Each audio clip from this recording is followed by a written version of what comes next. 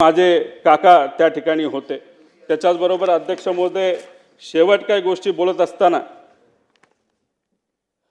प्रशासनावर वचक असणारा नेता गेला, जाती धर्माच्या पलीकडे काम करणारा नेता गेला, सूर्याशी स्पर्धा करणारा नेता गेला, सूर्य उगवण्याआधी कामाला सुरुवात व सूर्य मावळल्यानंतर काम बंद करणारा नेता गेला।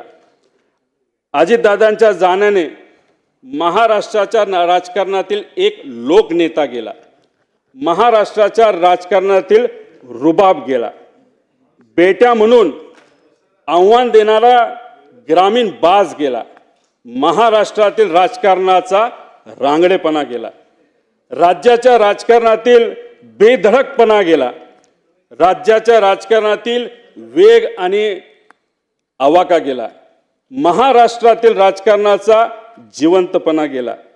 सगळ्यात महत्त्वाचे राज्याच्या राजकारणातील मिश्किलपणा गेला।